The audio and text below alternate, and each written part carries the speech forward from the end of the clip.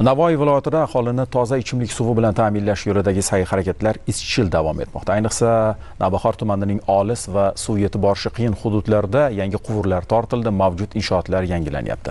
Amalga oshirilayotgan loyihalar odamlar hayot sifatini yaxshilashga xizmat qilmoqda. Bu esa ko'p yillik muammolarga yechim bo'lib, mahallalarda qulaylik va obodlikni ta'minlaydi.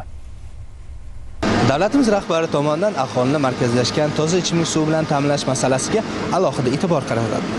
Xususan birgina Navoiy viloyatini misol qilib aytadigan bo'lsak, 2017-yilda aholining markazlashgan ichimlik suvi bilan ta'minlanganlik darajasi 53% ni tashkil etgan. Mana so'nggi yillarda amalga oshirilayotgan bunyodkorlik, ta'mirlash ishlari natijasida bu ko'rsatkich sezilarli darajada o'sdi. Ya'ni hozirda Navoiy viloyatining aholisining markazlashgan ichimlik suvi bilan ta'minlanganlik darajasi 87,9% ni tashkil etmoqda. Ya'ni natijada 39 ta mahalla ilk bor markazlashgan ichimlik suvi bilan ta'minlandi. Bundan tashqari esa 75 ta mahallaning ichimlik suvi ta'minoti sifati oshirildi. Joriy yilda ham bu bordagi ishlar Navbahor tumanidagi suv borish qiyin bo'lgan hududlarga ichimlik suvi tarmog'i tortilayotgani fuqarolar tomonidan mamnuniyat bilan kutib olinmoqda. Xususan Islom taraqqiyot banki mablag'lari hisobidan 11 ta mahallada ichimlik suvi quvurlarini tortish hamda 2 ta suv inshootini rekonstruksiya qilish va 1 dona inshootni qurish rejalashtirilgan.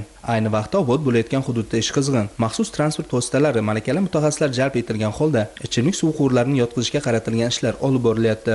Hozirgi kunda 6 ta mahallada ish olib borilyapti quruvchi tashkilot tomonidan. Mana shu 11 ta mahallamiz ichimlik suvi qurilish montaj ishlari nihoyasiga yetgandan keyin 1000 dan ziyod xonadonimiz ichimlik suvi bilan ilk bor ta'minlanadi. Buning natijasida tumanimizning ta'minlanish ko'rsatkichi 100% ga yetadi. Bugun Navbahor mahallasida yangi suv tarmoqlarining tortib berilishi aholining ko'p yillik orzularining ushalishiga xizmat qilmoqda. Buni ularning bugungi kayfiyatidan, odamlarning mamnunligidan sezilib turibdi. Bir zamonlarda yoshligimizda ariq suvlarini ichib, quduq suvlarini ichib katta bo'lganmiz. Uni qancha qiyinchiliklari, o'sha quduqlar ham hammani uyida bo'lmagan. Uzoq ko'chalardan tashib kelishga majbur bo'lganmiz. Hozirgi kunda mana hurmatli prezidentimiz tomonidan kundan kunga juda chiroyli sharoitlar yaratilmoqda. Mana shu Navbahor mahallasida bugun mana ko'chalarimiz suvlashmoqda. Mana shu ko'cha G'ujbog' ko'chasi deb nomlanadi. Mana shu ko'chada 130 dan ortiq xonadon yashaydi. Mana shu xonadon suvlashmagan edi. Ancha naridan tashib kelib ichishga majbur edik. Mana bugun Xudoga shukr shunday yaxshi kunga yetib keldik. Nafaqat eshigimizni tagigacha, balkim uyimizni ichigacha kirgizish imkoniyati bo'ladigan darajadagi loyiha ishga tushgan. Bu natijani ko'rib quvonmasdan ilojimiz yo'q. Albatta, aholini toza ichimlik suvi bilan ta'minlash borasida amalga oshirilayotgan ishlar ko'lami yildan yilga kengayib bormoqda. Qo'qron mahallasida yashovchi aholi ham suvsozlar mehnatidan mamnun bo'lmoqda. Bunday imkoniyat albatta yangi obod manzillardagi farovon hayot kafolati bo'lishi shubhasiz.